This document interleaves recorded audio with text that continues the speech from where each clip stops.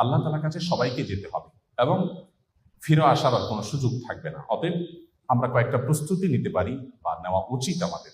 Number 1, আমার ইমানটাকে একটু পরখ করা, যে আমার ইমানটা আসলে ঠিক আছে কিনা, আমার বিশ্বাসটা, আমার ফেথটা ঠিক আছে কিনা, কোনো ত্রুটি আছে কিনা, এটাকে নিয়মিত কারেকশন করা, বিশ্বাসটাকে, ইমানটাকে ঠিক করা। নাম্বার 2, ভালো কাজ দিয়ে গোটা জীবনকে সাজাবার চেষ্টা করা, যে আমার প্রতিটি কাজ হয় ভালো নয় মন্দ, হয় নেকামল হিসাবে গণ্য হবে না বদামল হিসাবে গণ্য হবে। মিজানে পাল্লাতে দুইটা অপশন আছে, থার্ড কোনো অপশন নাই। আমি যেটাই করি না কেন আমার প্রতিটি মুহূর্ত হয় আমার ভালো কাজে গণ্য হবে আর না মন্দ কাজে গণ্য হবে। অতএব এই বিবেচনাটা সবসময় করে হিসেব করে চলা।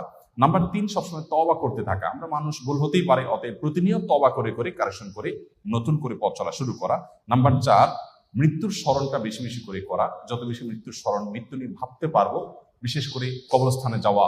মাঝে মধ্যে কোনো মানুষ মারা যায়নি, তারপর আপনি কবরস্থানে চলে গেলেন আত্মীয় স্বজনের কবর জিয়ারত করার জন্য, কিছুক্ষণ দাঁড়ালেন, তাদেরকে সালাম বিনিময় করলেন, আপনার ভিতরে ভাবোদয় হবে যে আমাকে একদিন আসতে হবে এই জায়গাটাতে। নাম্বার 5, কোনো ওসিয়ত করার থাকলে মৃত ব্যক্তি মৃত্যুর আগে জীবিতদের উদ্দেশ্যে ওসিয়তনামা লিখে রেডি করে রাখা, মৃত্যুর প্রস্তুতির অংশ। এবং সেটা একজন মানুষ তরুণ বয়স থেকে, যুবক বয়স থেকেই করতে পারেন, কোনো অসুবিধা নেই। এবং নাম্বার 6, আল্লাহর কাছে ইমানের উপরে অটল থাকার জন্য দোয়া করতে থাকা। নাম্বার 7, 3টা কাজ বেশি বেশি করা। একটা হলো উপকারী ইলম, উপকারী জ্ঞান মানুষকে সরবরাহ করা। দ্বিতীয় হলো সদকা জারিয়া, যেটার দানের স্থায়িত্ব থাকে।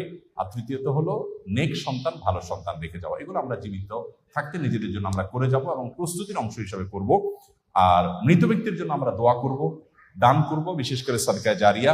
হজ আমরা করতে পারি, রোজা রাখতে পারি, সিয়াম পালন করতে পারি এবং কোরবানি করতে পারি। আল্লাহ তাআলা আমাদের সবাইকে আমাদের জীবদ্দশায় আখিরাতের প্রস্তুতি গ্রহণ করে দুনিয়া থেকে যাওয়ার তৌফিক দান করুন।